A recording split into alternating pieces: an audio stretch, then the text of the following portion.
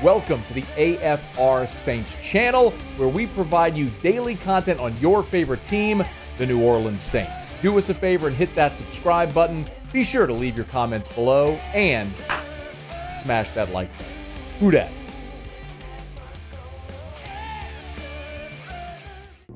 Busy couple of days for the New Orleans Saints. Over the weekend, reportedly adding a couple of assistant coaches. Here on Monday, adding 2 more. Man, might they release Tyrann Mathieu? Does any of that make sense? Mike Triplett's here. He'll make sense of all of it for us. Mike Triplett, neworleans.football. He's on Twitter, X at Mike Triplett. Hey, man, how are you? Busy couple of days. Remind me the last time there was a non-busy stretch for the Saints? I can't remember. Last time there was a what? Non-busy stretch for the Saints? I don't seem to remember. They've been active, man. They've been reshaping. Well, that comes along with the coaching, new coaching hire, right? I mean, you have to remake the whole thing. Well, let's start with these assistants then. Robert Blanton, Jay Rogers, Gary Brown, Scott Linehan. Anything there immediately just jump out at you?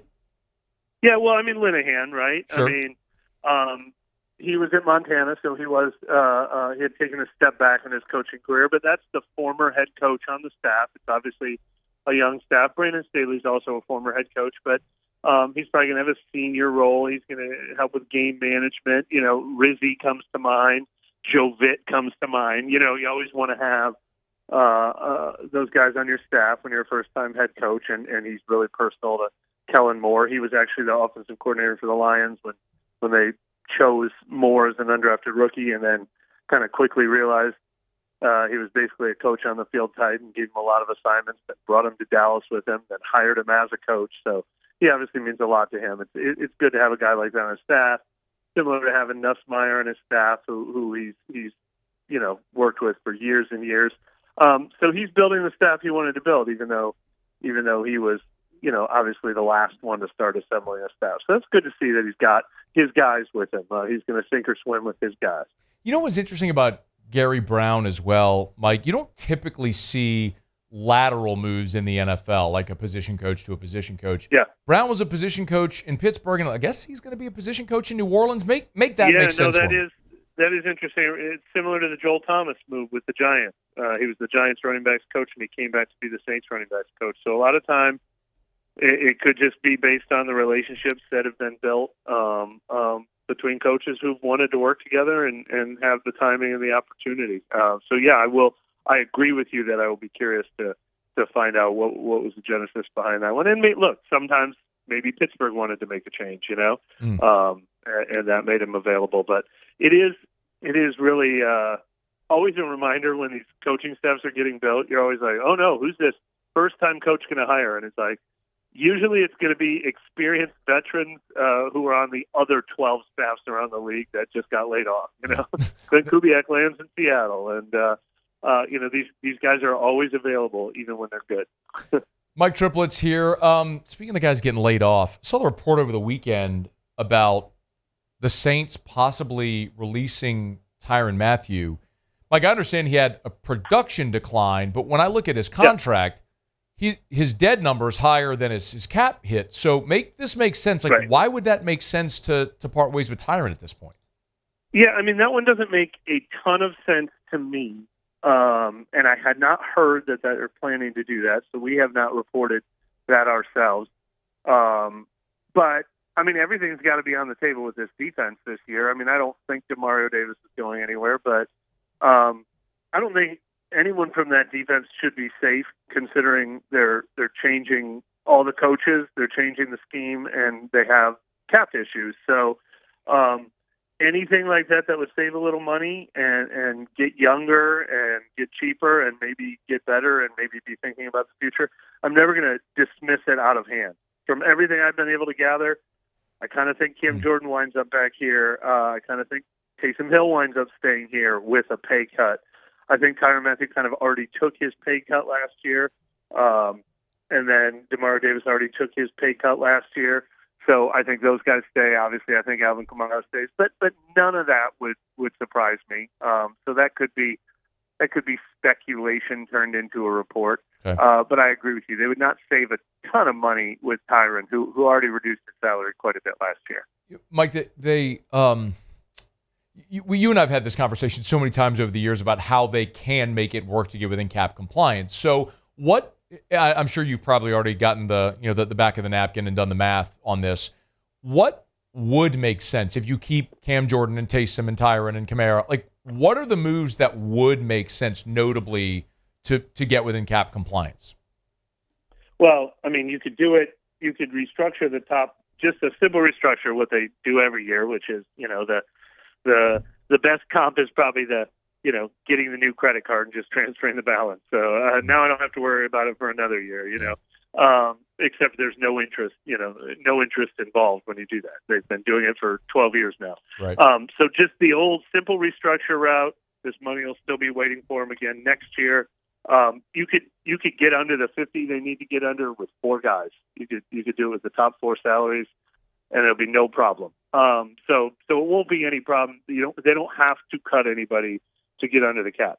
But I do think they're also going to look at, all right, let's stop spending money so that next year's cap looks a little better. I think a pay cut will definitely happen with Taysom Hill. It'll definitely happen with Cam Jordan if he stays. The only way Cam Jordan would leave is if they don't have the role he wants. If he's not going to be able to rush a passer, if they only envision him as an interior rusher on rundowns, then he might want to leave. But otherwise, I think the pay cut works out with him. And I think there's a good chance they work out a pay cut with Derek Carr, too, and save some money there. I think everybody even though he said he didn't want to, maybe they can find something win-win, guarantee a little bit more money in his bonus next year if it's a parting gift. He wouldn't make $40 million on the open market, so I'm sure he recognizes that. Maybe they promise to spend the money and fortify around him on offense if he sees it as a win-win. But I bet they end up saving a little money on his contract. So that's all real savings. That's not just pushing money around. That's real savings. Then guys that they might cut, I think that'll only be if it's a football decision. Jamal Williams seems like an obvious one. I'm wondering about Nathan Shepard and Colin Saunders, depending on the vision of the new defense, and guys like that. But I don't think, we've never really seen the Saints cut someone because they can't figure out any other way to get under the cap. They will cut them only if it's a football decision. Do you think that could be the plan with Tyrann Mathieu? It would be Tyrann Mathieu would only be cut if the Saints look at him and they say, we didn't like what we saw on the field last year. He's not a $7-8 million player anymore. We've got to move on. And I'd be a little surprised. I don't think they would do it just because, man, we got to get under the cap, so we have to cut Tyrann Mathieu. It would be, this player's not worth this much money anymore. And, he's not making that much. So I'd be a little surprised. His cap I can't rule it out. His cap hits 11.3, but the dead number, Mike, is 13.8. So if you cut him, it would cost you effectively, you tell me if I'm wrong, it would effectively cost you more to cut him than it would to keep him. Yeah, I mean, you could always make a player a June 1st cut and end up paying half of that this year, half of it next year. So you're still saving the money that you're saving by not paying him a salary in the long term. Mm-hmm. That's why you would do it. Okay. But again, you don't do it just to get under the cap by next week. You don't do it for that reason. You do it if you feel like, we shouldn't write a check for this much money to this player anymore. Couple more for you. Mike Triplett's our guest, neworleans.football. I know you and Nick were both at the Combine in Indy. Coming out of the Combine, is there a player or position based on what your eyes saw and the conversations you had that maybe has started to crystallize a little bit for New Orleans for the draft? No. And I'm about to do this position needs preview. And I have a 10-way tie for first place. Yeah, I was going to say everything? All of it? Last year, I could have told you this early probably. I don't know if we can go back and find the tapes. How early? Probably Senior Bowl time. It became – no, I think it was after the first wave of free agency when it became obvious, all right, they're drafting their left tackle in the draft. They were installing a new offensive scheme. They had not addressed it yet in free agency. It was so obvious. And there were a lot of good ones available in the top 12 or whatever. I mean, everybody doing a mock draft was putting one of these left tackles on the Saints roster this year. I cannot do that. I mean, maybe it'll crystallize a little more after free agency when they filled some other holes. Maybe they'll fill one so convincingly that you can take it off the board. But boy, I just, everything. They need a defensive end, a defensive tackle, a receiver, a tight end, a left guard, could use a right tackle. I mean, they just, quarterback's not out of the realm of possibility. It's just this year's draft board that makes quarterbacks seem unlikely. But no, it's everything. It's even running back is on the board if they really love Ginty at number 9. But I mean, there's nothing I can take off my board based on the Saints right now, and that's good. You don't force yourself into a decision, but it's bad for the obvious reason. Where would you start in free agency? Like starting from scratch as a player there, money to spend. Yeah, free agency. I don't spend huge in free agency certainly. Okay. And I don't spend on an old guy in free agency. I am not worried about just the 2025 Saints. I am not filling a hole with an expense. I am not signing Devontae Adams to fill the receiver need.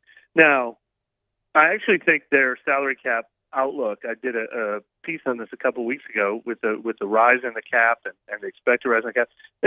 Their salary cap outlook is not that bad long term. So if they see a 27-year-old guy that they think can be a part, that they want to sign to a 4-year deal because he's going to be a part of this year's team, but also a part of what they rebuild into in the future. I wouldn't have a problem with that, but I'm not just plugging holes with expensive 35-year-old guys that fill my most immediate need. They need to get younger. They need to get young talent. So, I mean, look, defensive end is huge. I'm really curious what they think of their defensive linemen because they're going to bring in this new front with Brandon Staley. Not drastically changing to a 3-4 like they need a big 350-pound nose tackle and 2 240-pound pass rushers. You can do it a lot of different ways, but they might not like the guys that they have right now, and they might want to bring in 3 or 4 new guys. So I think the defensive line, maybe left guard, are positions you could consider in free agency. Maybe an X receiver if there's one they really like. They're obviously very expensive, but those would maybe be free agency holes to fill. Definitely tight end. Maybe that's free agency and the draft. They have a lot of needs at tight end, especially if they don't bring back Juwan Johnson. Yeah, the only good thing about having so many needs is it's hard to miss. Just throw a dart. Mike Triplett. You definitely don't force yourself into a hole, right? Completely. neworleans.football. You'll get by. Read the stuff over there. Make sure you follow Mike at Mike Triplett. And we appreciate it as always. Thank you. Thank you. Hey, thanks so much for watching. Please leave your comments. I love to interact. And be sure to hit the red subscribe button below.